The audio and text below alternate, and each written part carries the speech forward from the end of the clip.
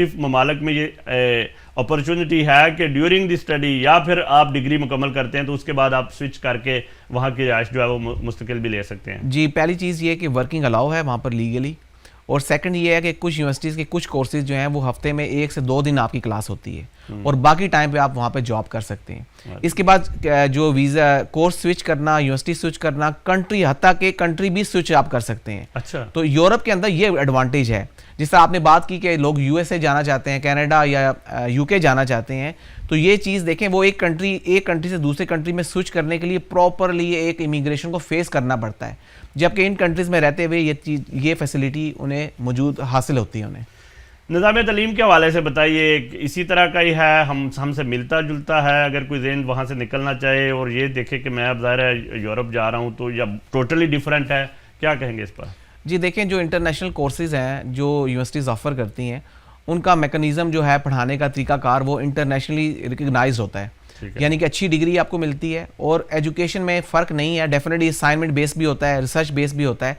ये डिपेंड करता है किस कोर्स में, किस फैकल्टी में आप जा रहे हैं। तो डेफिनेटली एजुकेशन सिस्टम जो है वो मैच करता है हमारे एजुकेशन सिस्टम से। उनके पढ़ाने के अपने तरीक़ाकार हैं जो कि हमारे सिस्टम से बहुत बेहतर हैं। ठीक है, अच्छा, चलें, स्टडी पर तो हमने बड़ी सैर हासिल गुफ्तगू की। मेरे ख्याल में जो पाकिस्तान से हमें नौजवान देख रहे हैं या स्टडी के वाले से इंफॉर्मेशन ले रहे हैं, बड़ी कमाल की बात की हमाद रज़ा खान साहब ने कि हम ये जो स्टक होके रह गए हैं कि सिर्फ यूके होना चाहिए या यूएसए होना चाहिए, उसकी बजाय एक दुनिया है आपके सामने, बड़ी खुली वास्ट दुनिया है जिसमें आप यूरोपीय यूनियन के 27 ममालिक आपको वेलकम करते हैं अगर आप वाकई तालीम से दिलचस्पी रखते हैं।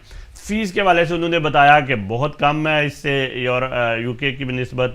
काम की इजाज़त उन्होंने बताया कि उसी तरह है जिस तरह यहाँ के कोई स्टडी वीज़े पे आता है, तो वहाँ पे भी आप काम कर सकते हैं, जॉब कर सकते हैं और अपने अखराजात पूरे कर सकते हैं। और स्विच की ऑप्शन भी है, यानी अगर आप दौरान तालीम या उसके बाद अगर आप डिग्री मुकम्मल कर लेते हैं तो उसके बाद आप अपना वीज़ा स्विच कर सकते हैं। लेकिन उसका फ़ायदा ये है कि ये जो यूके, यूएसए या कनाडा है, इसमें सिर्फ उसी मुल्क के लिए आप एलिजिबल रहते हैं काम करने के लिए या रिहाइश लेने के लिए या कल कोई नेशनलिटी लेने के लिए। लेकिन यूरोपीय ममालिक ये अपॉर्चुनिटी भी देते हैं कि वो मुख्तलिफ ममालिक में आप जाकर काम ढूंढ सकते हैं और काम कर सकते हैं और रह सकते हैं। अब आते हैं बिज़नेस की जानब। सबसे पहले तो मुझे ये बताइए कि बिज़नेस की कौन कौन सी अपॉर्चुनिटीज़ हैं यूरोप में इस वक्त, पुर्तगाल की अगर हम बात करें या स्पेन या दीगर ममालिक की? देखिए, हर कंट्री का ना अपना एक जो वहाँ का प्रोडक्शन है, हर कंट्री की अपनी, उस कंट्री के अंदर क्या डेवलप होता है, क्या बनाते हैं वो, क्या स्पेशलिटी है उस कंट्री की। तो आपने ये देखना है कि अगर आप अपना बिज़नेस एक्सपेंड करना चाहते हैं तो जिस कंट्री को आप टारगेट करते हैं, क्या आपके बिज़नेस के लिए वो सूटेबल कंट्री है या नहीं है। तो आपका जो कंसल्टेंट है, बिज़नेस कंसल्टेंट, वो आपके साथ बैठकर इसी चीज़ पर वर्कआउट करेगा।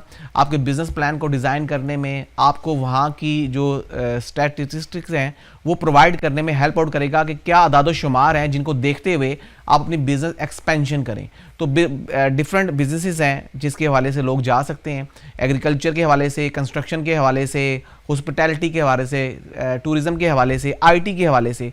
तो डिपेंड करता है कि आपका नेचर ऑफ बिज़नेस क्या है, आपके पास किस चीज़ का नॉलेज है और आपके पास कितने फंड्स हैं, क्योंकि ये चीज़ ज़रूर देखनी पड़ती है कि आया आपके पास फंड्स कितने हैं। और सबसे अहम चीज़ कि हमारे country Pakistan, India, Nepal, Bangladesh, Oman, मस्कत, Qatar से कि कौन सा सूटेबल वीज़ा है जो कि आपकी बिज़नेस एक्सपेंशन में आपके लिए हेल्प कर सकता है। ये चीज़ हमें ज़रूर देखनी पड़ती है और फिर देखना पड़ता है कि आया उस वीज़ा की लीगल रिक्वायरमेंट्स वो प्रपोज पर्सन जो है, जो जाके बिज़नेस करना चाहता है, क्या वो पूरी करता है। तो ये चीज़ें अगर आप फुलफ़िल करते हैं तो आप बिल्कुल आप जा सकते हैं और अपने बिज़नेस को सेटल डाउन कर सकते हैं। अच्छा, आपने बताया कि आप नाम लिया आपने बांग्लादेश, इंडिया और खलीजी ममालिक का, और फिर आपने बात की बिज़नेस एक्सपेंशन के हवाले से भी। तो मेरा सवाल यह है कि क्या फ़र्क महसूस किया आपने, जो पाकिस्तानी बिजनेसमैन है या नौजवान है वो जो बाहर आना चाह रहा है या जो दीगर जो है वो, और आपने कैरियर मैपिंग की भी बात की, प्रोफाइल बिल्डिंग की भी आपने बात की, तो ये चीज़ें मतलब आसान लफ्ज़ों में हमारे नाजरीन को या नौजवान को कैसे समझाएंगे? सबसे पहले तो फ़र्क क्या है इन लोगों को, क्या हम भी उसी तरह प्लानिंग करके आते हैं जिस तरह वो आते हैं? और अगर ये बताएं और ये भी बताएं कि किस तरह हम जो है वो अपनी प्लानिंग कर सकते हैं। जी, अगर हम बात करें कि इन कंट्री से कौन सी लोग आते हैं और यहाँ पर, और क्या डिफरेंस है पाकिस्तानी एप्लीकेंट्स के माइंड सेट में और इंडियन माइंड सेट में, तो डेफिनेटली इंडिया एक बड़ा कंट्री है, 5 टाइम बड़ा है पाकिस्तान से। उनके पास ज़्यादा नॉलेज भी है, उनकी एम्बेसीज जो है वो प्रॉपर काम कर रही हैं, उनके इदारे काम कर रहे हैं, पाकिस्तान से काफ़ी हद तक बेहतर काम कर रहे हैं। तो उनके पास नॉलेज भी ज़्यादा है और उनके पास कॉन्फिडेंस भी ज़्यादा होता है कि वो इत्मीनान के साथ अपनी बिज़नेस एक्सपेंशन की तरफ जा सकते हैं। जबकि पाकिस्तानी बिज़नेस कम्युनिटी जो है, उनका जो माइंड सेट है वो आज भी महदूद है और बहुत कम प्रोफाइल के लोग वहाँ से निकलते हैं बिज़नेस के लिए। तो एक तो चीज़ मैं ये कहूँगा कि जो चैम्बर्स हैं वो डेफिनेटली वक्तन फ़वक्तन ऐसी वर्कशॉप्स का, सेमिनार्स का इनेकाद करें कि जिसमें प्रोफेशनल्स आएँ और इन बिजनेसेस को गाइड करें कि किस तरीके से आप एक्सपेंशन कर सकते हैं और कौन सा कंट्री और कौन से कंट्री का कौन सा वीज़ा आपको बिजनेस के हवाले से हेल्प आउट करता है। वाह, ये आपने बहुत अच्छा आइडिया दिया, क्योंकि ज़ाहिर है अब पाकिस्तान में अगर किसी के पास एसेट्स हैं भी और वो कुछ करना भी चाह रहा है लेकिन उसको कोई इस हवाले से इंफॉर्मेशन नहीं है, तो वो क्या करेगा। इस सिलसिले में जो चैम्बर ऑफ कॉमर्स हैं वो इकदाम कर सकते हैं। एम्बेसीज जो इन ममालिक, ये जो एम्बेसीज़ हैं हमारी मुख्तलिफ ममालिक में, उसके अंदर बाकायदा हुकूमत पाकिस्तान ने वेलफेयर अताशी का और बिज़नेस और कमर्शल काउंसलर के बाकायदा तौर पर रखा हुआ है एक डिपार्टमेंट जो ये करते हैं। तो वो इस तरह की सेमिनार्स, कॉन्फ्रेंसेस नहीं करवाते क्या? वो यहाँ की कंपनी से राब्ते में नहीं होते या पाकिस्तान में इस तरह के नहीं बताते लोगों को? जी महमूद साहब, अफसोस के साथ ये कहना पड़ता है कि जो लोग हैं ना, यानी जिनकी जो रिस्पॉन्सिबिलिटीज़ हैं, अगर वो प्रॉपर अच्छे तरीके से फुलफ़िल करें तो डेफ़िनेटली हमारे जो अच्छी प्रोफाइल के लोग हैं वो इन बड़े कंट्रीज़ में अपना बिज़नेस सेट कर सकते हैं और यहाँ पर एक एलीट क्लास जो है ना उसमें शुमार हो सकते हैं। लेकिन बदकिस्मती से ये है कि इदारे या इंडिविजुअल्स, इदारे जो है महमूद साहब वो पर्सनैलिटी के गिर्द घूमते हैं। अगर आप देखेंगे ना कि हमारा बिज़नेस इताशी या बिज़नेस डेवलपमेंट ऑफिसर जो एम्बेसी में बैठा हुआ है, अगर उसकी पर्सनैलिटी ऐसी है कि वो कुछ करना चाहता है, कि वो उसकी पूरा पैशनेट है और करना भी चाहता है, तो डेफिनेटली वो कुछ ना कुछ कर जाएगा। फिर सेकंड प्रॉब्लम ये है कि जो बड़े कंट्रीज़ हैं वहाँ पर हमारे बिज़नेस डेवलपमेंट ऑफिसर तो मौजूद हैं लेकिन छोटे कंट्रीज़ के अंदर मौजूद नहीं हैं। जबकि शेंजन के अंदर मैं समझता हूँ कि हर कंट्री के अंदर वहाँ पर बिज़नेस डेवलपमेंट ऑफिसर होने चाहिए। उसकी वजह यह है कि जब शेंजन के एक कंट्री में आप बैठ जाते हैं तो आपकी एसेस उन तमाम बाकी शेंजन कंट्रीज तक हो सकती है। तो और इसका एक और बेनिफिट ये है कि जब आप यूरोपियन कंपनी में अपनी कंपनी की सिस्टर कंपनी को कन्वर्ट करते हैं तो उस यूरोप के कंट्री का जो पूरा इंफ्रास्ट्रक्चर है, मैकेनिज़्म है, वो आपको हेल्प आउट करता है एक्सपोर्ट करने के लिए। फॉर एग्जांपल, अगर आप पुर्तगाल में जाकर अपने बिजनेस का सेटअप करते हैं तो पुर्तगाल का जितना भी सरकारी जो अमला है, मशीनरी है, वो आपको हेल्प आउट करती है टारगेट करने में यूएसए मार्केट को। और पाकिस्तान से अगर वो कंपनी टारगेट करती है यूएसए को तो मुश्किल है, जबकि पुर्तगाल से अगर वो करेगी तो पूरा मैकेनिज़्म है उनके पास, पूरे इदारे हैं, पूरे टूल्स हैं उनके पास, जिनको यूज़ करके आप इजीली इन बड़ी मार्केट को कैप्चर कर सकते हैं।